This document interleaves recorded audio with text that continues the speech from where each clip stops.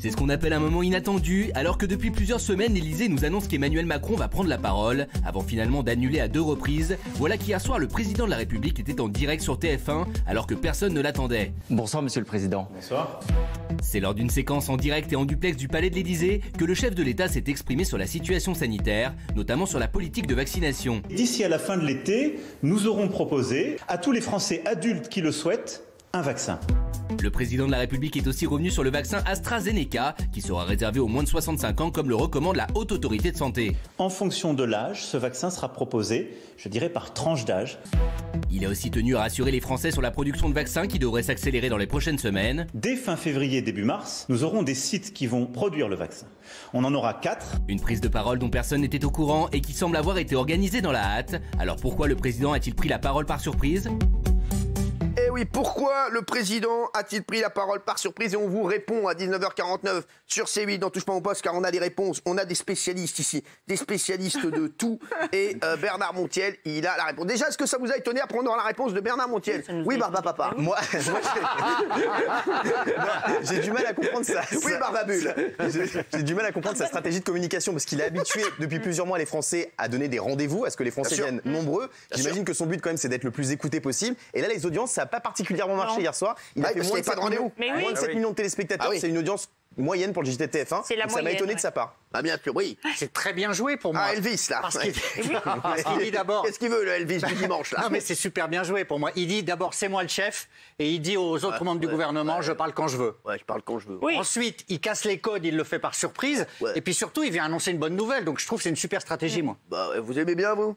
Cette stratégie-là, oui. Pas tout, mais ça, oui. D'accord. C'est devenu un sus-boubou, le souci, hein. Oui, alors oui. Eh ben moi, j'adore ça. J'adore vraiment ça, parce que je me dis que justement, enfin, le président, il a changé de stratégie et enfin, il montre vraiment qui il est.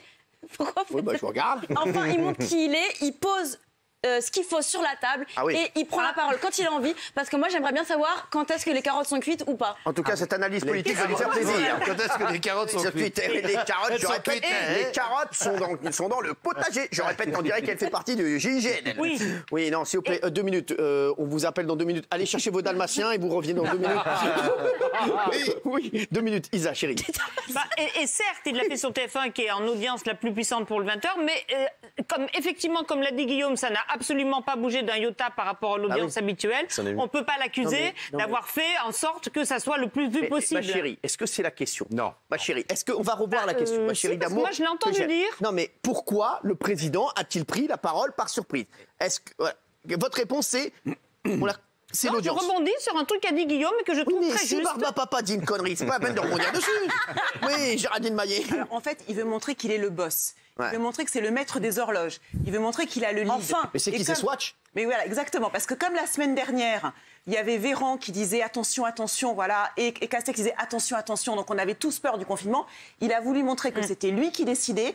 Et encore une fois, pour moi, c'est une stratégie politique uniquement. C'est un sorte de cynisme politique pur. C'est genre, c'est moi le patron. Exactement. Et quand je parle. Et quand j'ai pas envie de parler, je me terre dans mon terrier. Exactement. C'est ce que ça veut dire. Exactement. Oui, Fernistouf. Oh, il est beau celui-ci. Ça lui va bien, quel chic. Il y a quand même pas mal non, mais c'est le chic anglais. Non, mais c'est Nicolas Plonikov. C'est dur. Il y a pas mal de polémiques quand même autour du vaccin depuis quelques jours.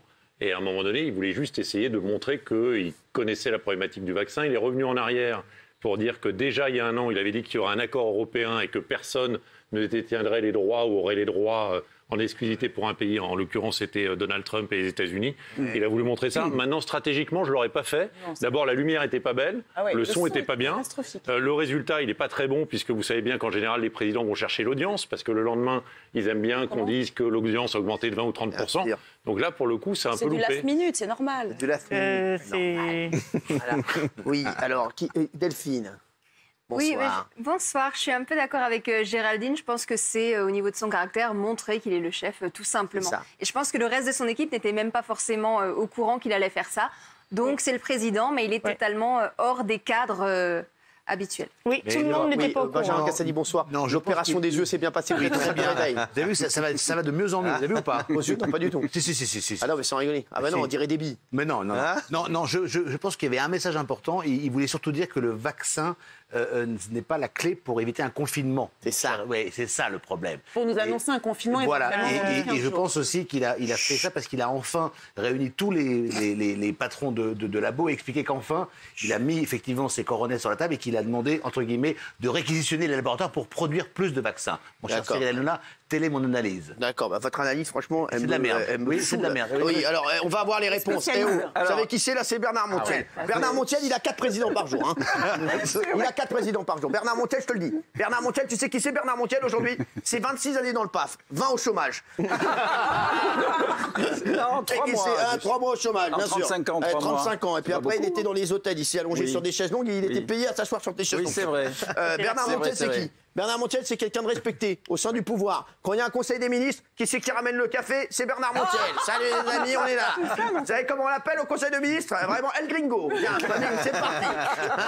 Voilà, donc Bernard Montiel est là. Bernard Montiel, je peux vous dire, lui, il connaît la présidence, il connaît la France, lui. Alors, il dit pas que des conneries. Parce que nous, quand on passe devant l'Élysée, parce que je vous le dis, quand vous passez devant l'Élysée, vous n'avez pas le droit de passer sur le trottoir de l'Élysée. Absolument. Hein? Moi, un jour, j'ai voulu faire le beau gosse. J'ai dit, tu sais quoi, vas-y, ni coup mou que je passe sur le trottoir de l'Élysée. Qu'est-ce qu'ils vont me faire? Et ben, je suis passé. Je suis reparti avec les menottes.